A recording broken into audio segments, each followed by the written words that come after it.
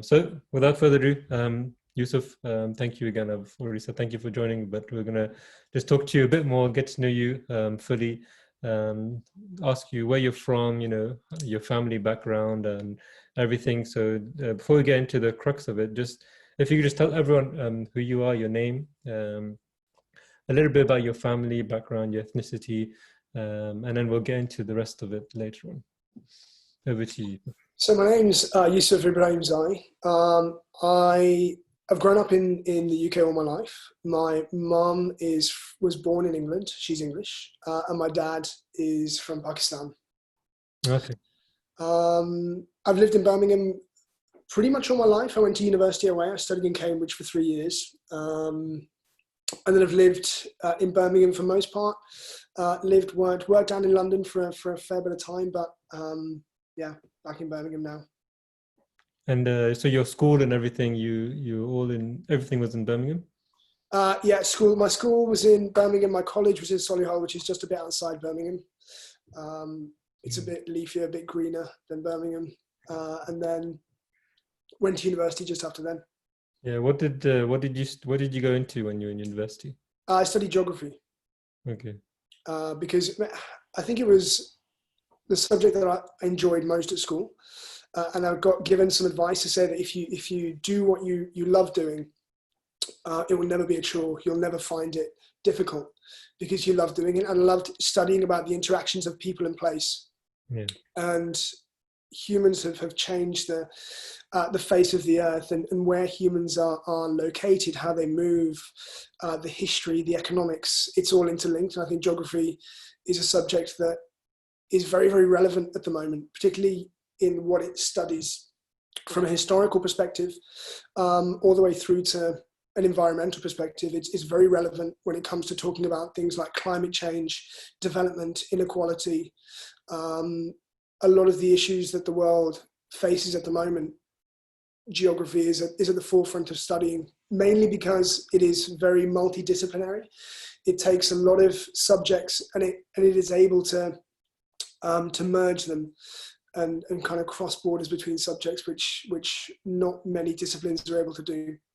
And I was lucky enough to travel quite a lot for my degree, which was very good. I understand you studied in Cambridge. Yeah.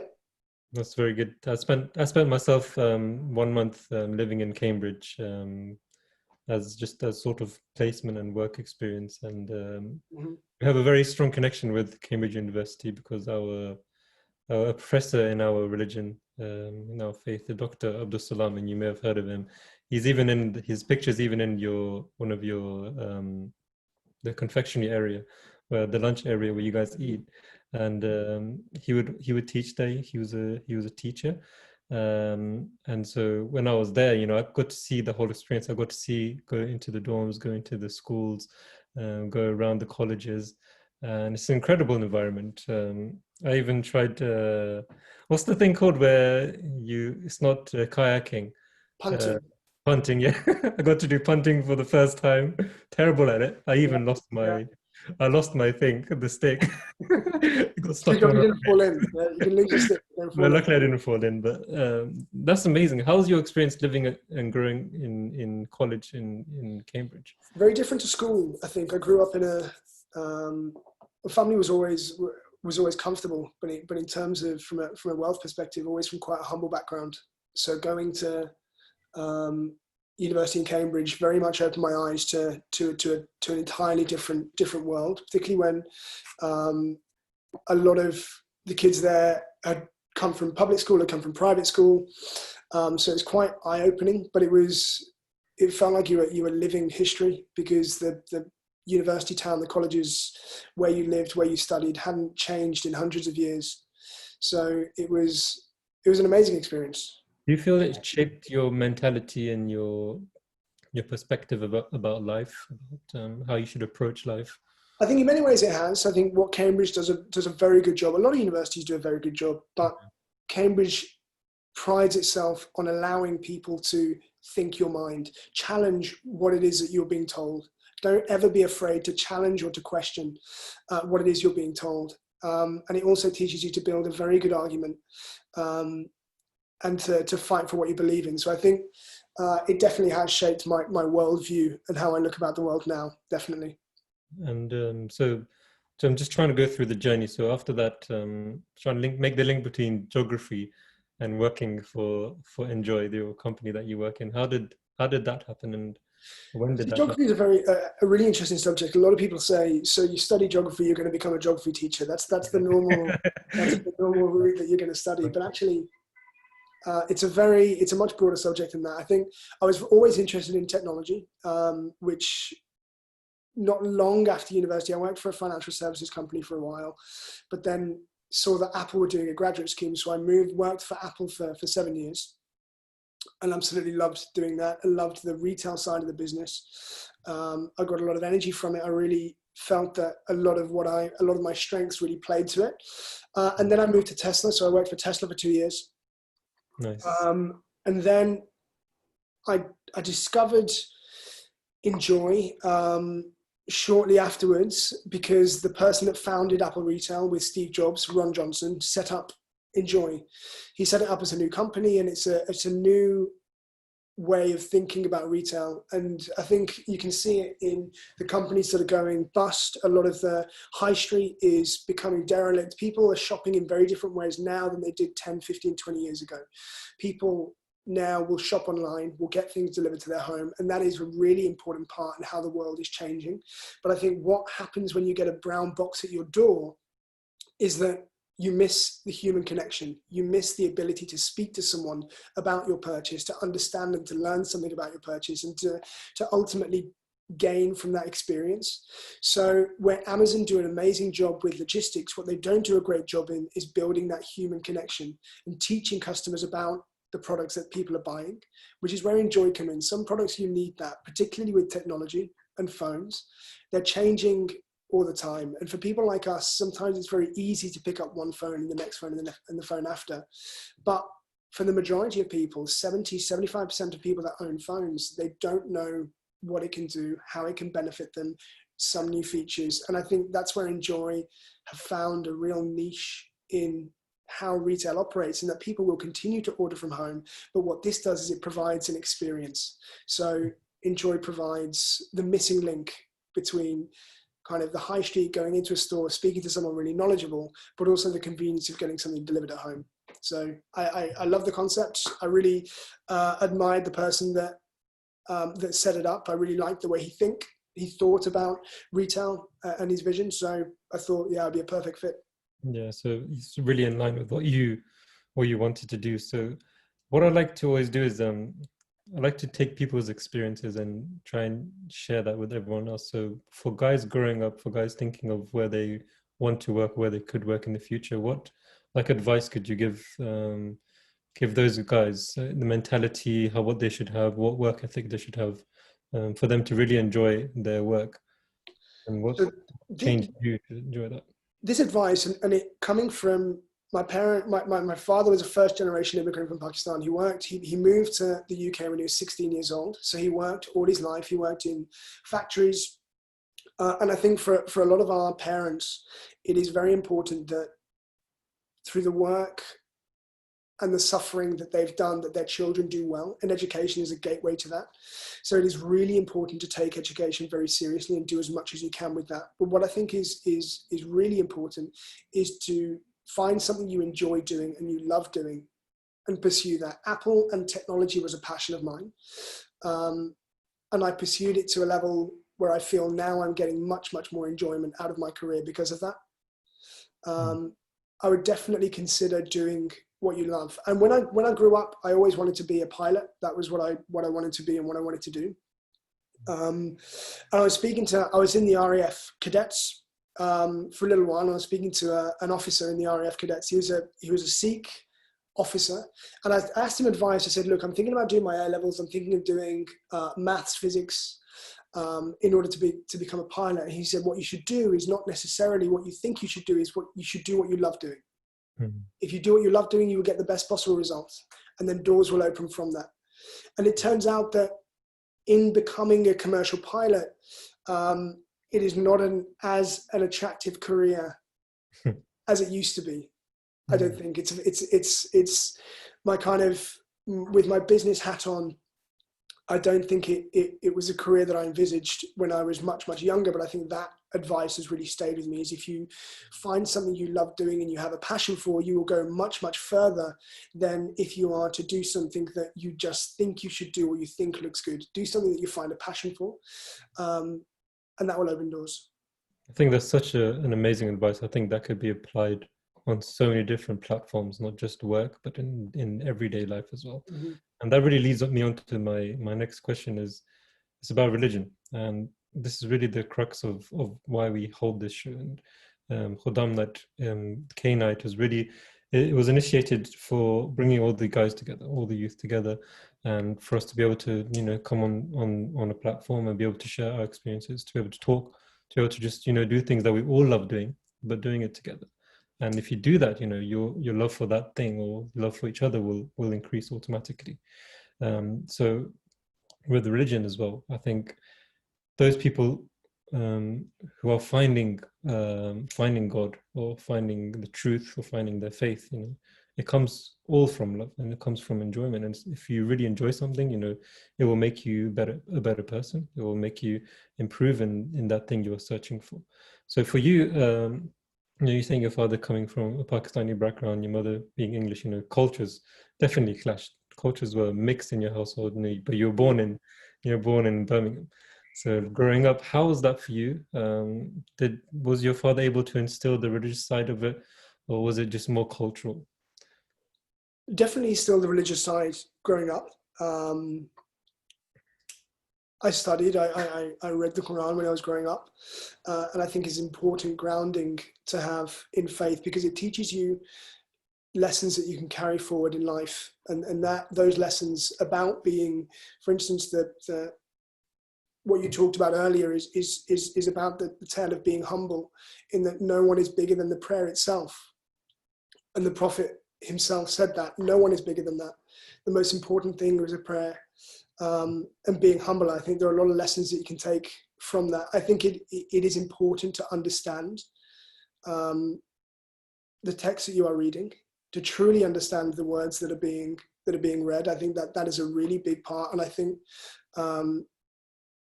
faith is understanding that more and more, and more children are learning to read and understand Arabic, which I think is really important.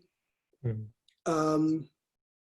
But I think for me, growing up is a very interesting take on, because I did study. My father did instill a strong sense of religion, but also on my mother's side, my mother's parents were Christian. So getting an understanding of a religion that is not just my own but someone else's is I think really important, because you cannot truly understand yourself unless you take some time to understand the other or someone else. To listen, to understand, to take in, to understand someone else's perspective is really, really important, to understand where they're coming from. Because I think sometimes we're very quick to dismiss other ways of thinking, to dismiss other viewpoints. And the best thing we can do is listen. Yeah. Because then it gives us a much stronger sense of faith in ourselves when we do open our minds and open our hearts to other people's perspectives. I think that's really important. Yeah, just talking to you more really reminds me of myself with my grandparents. My grandfather's from Mauritius and my grandmother's from Ireland, and so they met in England, in London, in Boots, in fact. And she was a very strong Catholic, and my grandfather, I could call him he was a practicing Muslim, but he didn't know a lot about his faith, but he knew that, this was the truth, even though he didn't know a lot about it. And so for many years, my grandmother, Catholic, who her whole life, was spent in the church. She would always clean the church. She was very dedicated, a very dedicated individual and a worshipper. She had the mission of converting him to become Catholic, Christian. But at the same time, she was very learned. She loved reading. So what my grandfather used to do is, because he knew that, I don't know much, but I know I've got books and I know she loves reading. So what he used to do is just leave books lying around the house, knowing that, she loves reading. So there's no harm in reading. So then she started reading all these books about our community, the promised Messiah coming, and as coming as the second coming, the long-awaited Messiah. So this really struck a chord in her, because Christianity, they're telling, Jesus is coming, Jesus is coming. Wait for the day this he will, he'll be our savior, etc., etc. So for Christians, that's a huge thing. So the more she read, the more she got into it, the more she started realizing that, wow, this is something fresh, this is something new, and this really resonates with me. And it's not going to make me any less of a person. It will actually make me a better person. Of course, she faced a lot of opposition in that time, but she eventually accepted becoming an Ahmadi. She got to meet our Caliph. From that moment when she met him, she knew that this was the truth. And I was actually watching something on TV today. As it was a poem about people saying to you, "How can you accept this?" But the response was, "How can you change my heart when I have seen the truth, when I've experienced God in my heart? How can you change that? It's impossible to do that because my heart has been accepted something which I don't understand why." This is exactly what happened to my grandmother, and from that moment, our whole family have been Ahmadis, have been in the community. And now looking back, she looks at her own family. Every single one of them has lost their religion in Ireland, and the Irish, it's known that Christianity has dropped majorly over the past 50, 60 years. So by the grace of God, she made that decision, and now our whole family have come into this movement and become Ahmadis.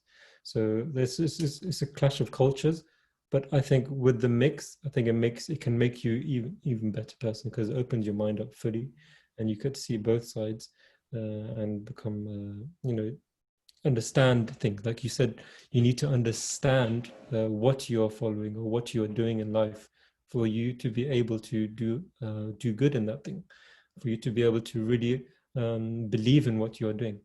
And with us Ahmadis, we aren't just Ahmadis. We try our best to not just be Ahmadis by name, but do it with our actions. And I know you must have seen that through Mubarak, through his actions, through him as a person. He reaches out to people, and he really tries to hold people's hands and tries to bring them close. And that's the essence of being an Ahmadi, is bringing people together and talking about how to become better, not how to become worse, not having negative influences, but positive influences.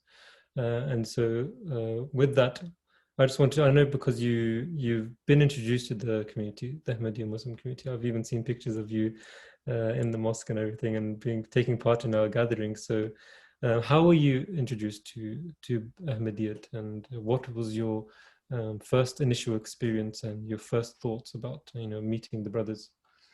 Mubarak was introduced me to the community and being introduced to everyone, and I think it just felt a really strong sense of community, which was really powerful. And what was also nice is that the kids and the young people were a really central part of that community and what was happening, and that was really nice to see. So yeah, Mubarak introduced me, and kind of that's the sense of community, the feeling of community is what I took most from it, but also the feeling of openness as well. Because obviously I was not seen there before, but the sense of openness and showing me around was a really warm welcome. Yeah, I think that's what everyone says as well. That's why we concentrate so much on gatherings. We have gatherings throughout the year, whether it's children or the older guys or us, the whole community at large. Every year we have one gathering called the Jalsa Salana, where literally the whole UK, it's an international gathering. People like you and people from Africa, from America, from Australia, all around the world, they will come. And the thing they leave away with is, we can't believe the sense of brotherhood that was there. I have people coming I've never met before, hugging me, saying assalamu alaikum to me, like I've known them my whole life. Mm-hmm. Then when you go away, you feel like, I actually feel like I've known that person, even though I've never spoken to him in my life. But that's the essence, and that's the beauty of Ahmadiyyat. We don't believe in dividing people. We don't believe in judging people. We don't believe in, because you don't pray, you're not a good person. that's not what the religion is about. Religion is about accepting everyone for who they are, because God created you. God created all of us. So there's good in every single person. So we need to invite people in the best way. We need to keep them there in the best way. So that's why it's such a humbling thing that you're on today, that we're able to speak to you, because me as well, me growing up, being raised up in Surrey, having so many friends, but it's not easy to hold on to people. As you know, as you get older, you lose a lot of your friends, unfortunately. But that's just how life goes. But the ones you do have, that they're the genuine ones. Mm-hmm. So you're always welcome to join us, and we usually do this in person. We usually hold these K nights physically. Have milkshakes, we have FIFA going on, we have all sorts. And today, Premier League has started now as well. Man United are playing tonight, so that will be on the TV as well for everyone to enjoy. True Man United fan based in Surrey. That's what we like to see. It's a family thing. It's a family thing. You should see it in Mauritius. It's either Man United or Liverpool. Yeah. Whichever one wins, fireworks are going up the whole night. That's So I have to follow my family traditions as well. Never regretted it. So yeah, man, that's it. You've told us your journey. You've told us how you've been brought up in school. You've gone to Cambridge. You've tried to have you tried to increase your relationship with God? Have you tried to increase your knowledge in faith? I think that's something which we should try to explore and see how you've gone about it as well. I think that's been an interesting journey. I think as considering myself as somewhat as an academic, Yeah. and always questioning why, it's been somewhat of an interesting relationship with faith itself, in that I have never considered myself to be part of one faith or another, purely because I'm not practicing every single day. And I think you get a lot of people that do say, I am this or I am that, but actually in reality, they're not, because they don't practice what they preach. They don't talk about or live their religion. And for me, unless you are, I don't think you can necessarily say that is your religion, or that necessarily is your faith. Yeah. If you only turn to faith in times of trouble, or if you only turn to faith in times of need, that has got to be something that is there all the time. And for me, I wouldn't say I've necessarily found faith as something that I lean on all the time, or that I have necessarily focused or concentrated on. I think it'd be interesting to actually ask people on the call, because this is quite an interesting topic about how you can incorporate religion into your life. And religion, what is it? It's literally called a way of life, how you live your life. And the reason Islam came was so that we were able to live our own life. No one has to be a scholar in their religion. This has to be something which it's a do or don't thing. And every day in your life, you're going to have decisions to make. You're going to have things to do, and you're going to either do it or you don't do it. And religion is that thing that's just going to make your mindset and make your way, your daily life, and how you're going to live it in the best possible way that you please, the people around you. At the end of the day, you have to please God Almighty as well, because at the end of the day, He has created us, and we have to worship Him. And so that's what we live by. And as you said, you can't just call yourself something and not do what you say. So that's why we try our best. Everyone's weak, everyone's got their mistakes, but God knows that.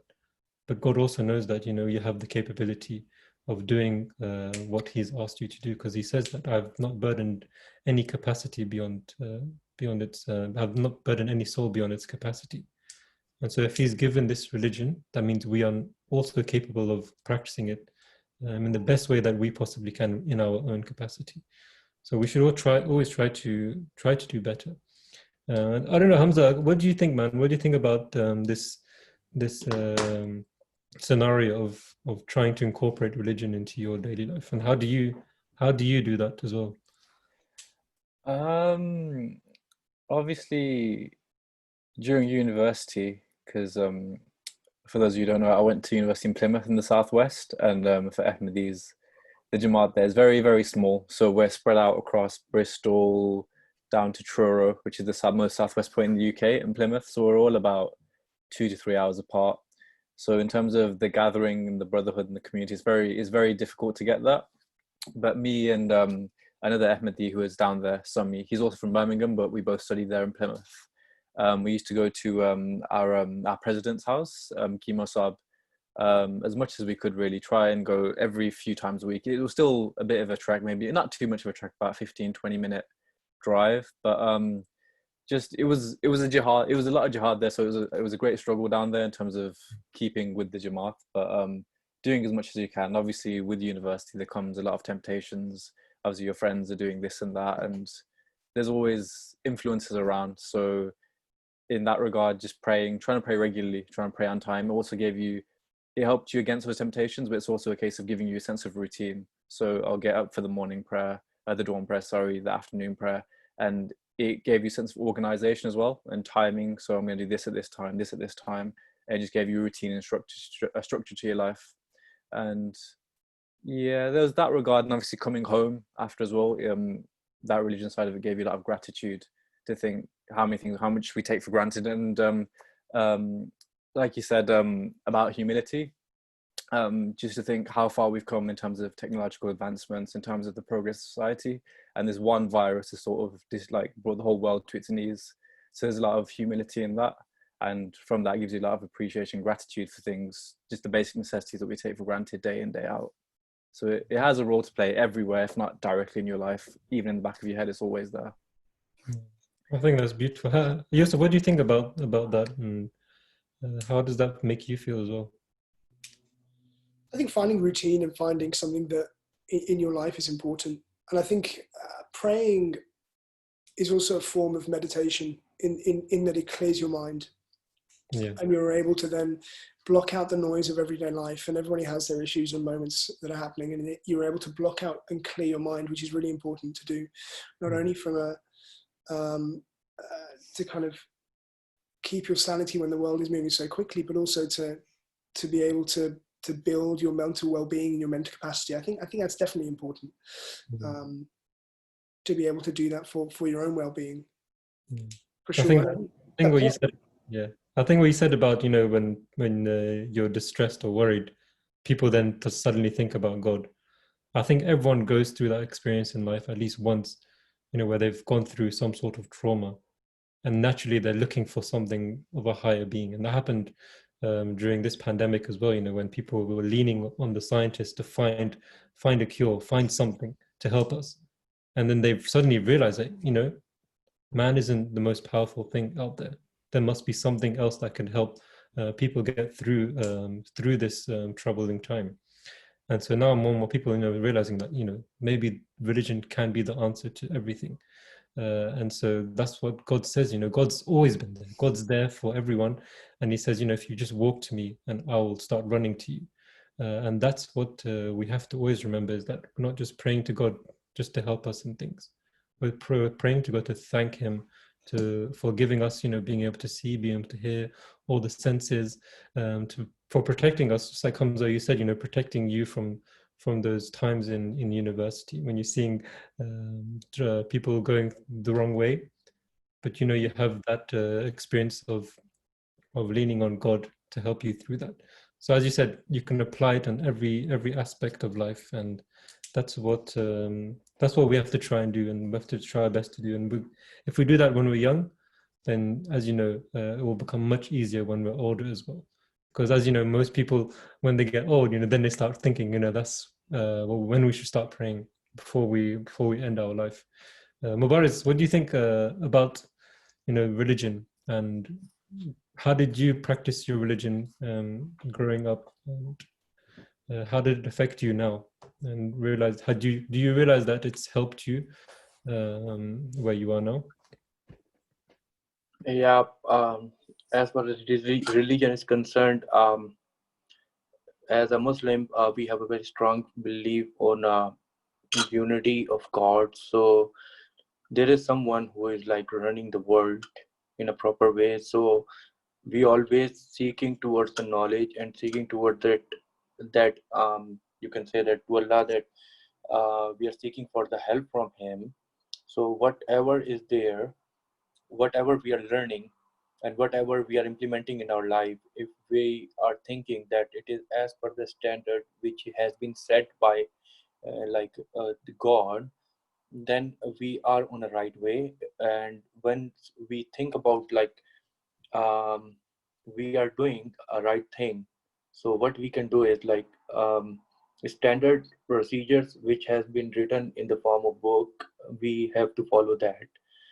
In this way we can be able to successful, we can be successful, or you can say that praying 5 times, and Quran, as in Quran it is mentioned that ya ayyuhan nasu wadu rabbakum alladhi khalaqakum walladhina min qablikum la'allakum tattaqun, that this is the first order from Almighty Allah in Quran, that ya ayyuhan nasu, Allah never in this first order of Quran, Allah has not mentioned a particular community, Ya ayyuhal Muslimin.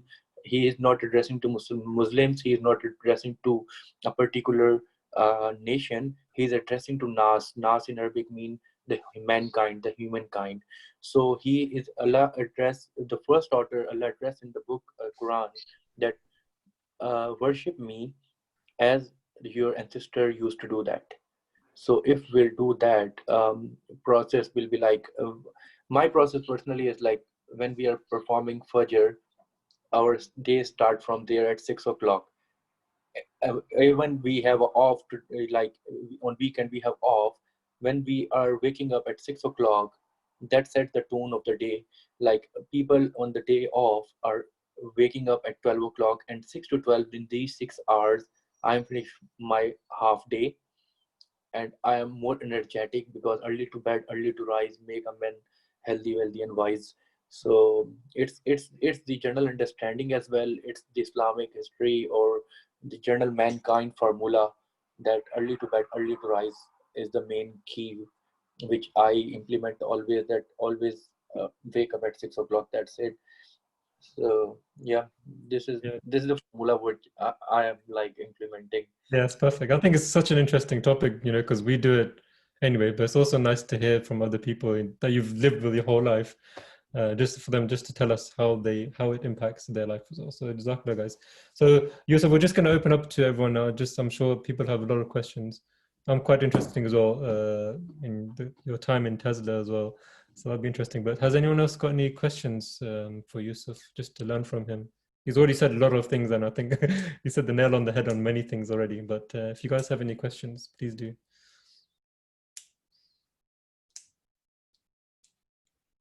Mubarak, do you have any questions? I think you know the most of them already. I asked a lot of questions for a whole day, so I know. Do you have family, Yusuf? Yes, so I have two sisters, and they're doing well. So one is at university, one is working for a bank. So she's a project manager for a bank, and she's doing quite well. So any family of your own? Not yet, not yet. Inshallah. How old are you now? So you didn't say. 33. 33. Time's moving fast. Time's moving fast. Time's absolutely moving fast. Yeah, absolutely. You sound like my father. You would have said you should have got married 10 years ago. Yeah, exactly. That's great. Yusuf is Rabbi Sahab Yusuf is a cyclist as well, so he used to come in summer season. He used to come by he's riding bike from Birmingham to Coventry for work. So yeah, he's a fit person. Yeah, and when I was in Cambridge, I think they have more bikes there than cars, don't they? Yeah, totally. More bikes and people, I think. I think it's important that's a big part of my life, is staying fit and healthy, and that is, I think, investing in yourself is a really important way. Running, cycling is a really, really, really important thing to do. Staying fit, staying healthy. And I think a lot, particularly the South Asian community, there's a lot that can be done to ensure that the community stays fit and healthy. Diet is a big part. Exercise is another really big part that I'm passionate about. And I think a lot of the health afflictions that are particularly prevalent in people from South Asia could be solved with regular exercise and very good I diet. think one of the biggest things is education about health, about diet especially. A lot of people aren't actually taught about that, especially the older generation in the subcontinent. They haven't been taught about, what's healthy, what's not healthy, what impact is oil having on your cholesterol levels and everything. So that's what I think. That's a good point as well. I think you should come on later on and give us a presentation on on diet and help teach the parents, especially us as well. Sometimes we know, but we don't actually, we're a bit weak on eating, because our parents have made it, it's a bit disrespectful not to have it. True, it is true. Particularly if you see your parents, you go to your parents' house, you're not leaving without eating a lot. Exactly. And it's a disrespect to them if you leave without, trying at least. Exactly. Rabzab, if there is any questions, so anyone can ask. After that, like, we can move to Kahoot. We have made a special quiz for Yusuf. Hopefully, if there is any quiz for Kahoot night. Did you get to make the Kahoot? Because I know Zaryab just said that you forgot to make it. He hasn't made it?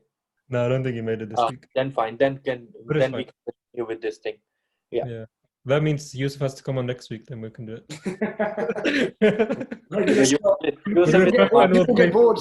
People get bored very easily, I think, with my regular slot. So I think no, that's cool. Hamza, do you have anything to say before we start going to you? Not at the moment, but I'll be sad now. Hamza's at the moment. Uncle's got it. Say that again. Oh, my uncle has Yusuf said my uncle has a model, not the Model X. What's the other one? The Model P. Yes. The Model P. The P. Is it P? The S, the X, or the 3. It's the S, not the P. The S. Model S. Yeah. It's really powerful, isn't it? I think it's 0 to 60 like 2.9 seconds or something silly like that. It's crazy. Beautiful car. Beautiful drive. They're amazing to drive. You realise that's the future of cars for the next 20, 30 years. Yeah. When do you think they'll start coming down in price, though? That's the one thing I'm wondering about. The Model 3 has been big in terms of coming down in price. I think the Model 3 is now one of the best-selling cars in the world, purely because but it's still a £40,000 car, which is still very stretch, very expensive. I think when battery technology gets cheaper, then I think they'll come down a lot more in price, and I think we might see a car at about maybe £20,000 to £30,000. But the biggest thing you've got to factor in, particularly if you're a big driver, is the amount of money you'll save on petrol. Yeah, it'll add up over time. You're spending £200, £250 a month on petrol, which is normal for a lot of people. You'd be spending £25 to £50 a month on electricity, so you're saving £200 there alone. Because a lot of people just buy a new car and forget about the added costs when it comes to petrol, running it, maintenance, everything like that, which you don't have with a Tesla. So yeah, I think that'll be soon. The next 5 years will be really telling for Tesla.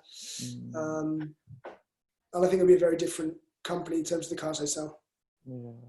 Which one do you prefer, the S or the X? The S, for sure. Yes, yeah. Yes, definitely. Very nice. Very nice car. Do you have one, though? That's the main question. Not. I didn't get one as a leaving present. Which would have been nice, but sadly I don't know. It would have been nice, yeah. I heard the battery life isn't too great on the first models that they made. Have they improved that now in the latest models? Some of the tests in the States some of the cars have driven 300, 400,000 miles on some of the first batteries. In terms of how they're charging now, I think they're seeing that speeds are slowing down a little bit when you're charging, but this is with 100, 200,000 miles on the clock already. In terms of the wear of the battery, they're seeing that actually, as battery technology improves, you're going to have batteries that could potentially last 1 million miles, which is incredible. So is it a case of just replacing the battery then? You could. It's a very expensive part, so I think to replace a battery would be £20,000 or £30,000 worth the value of the car. which is considerable.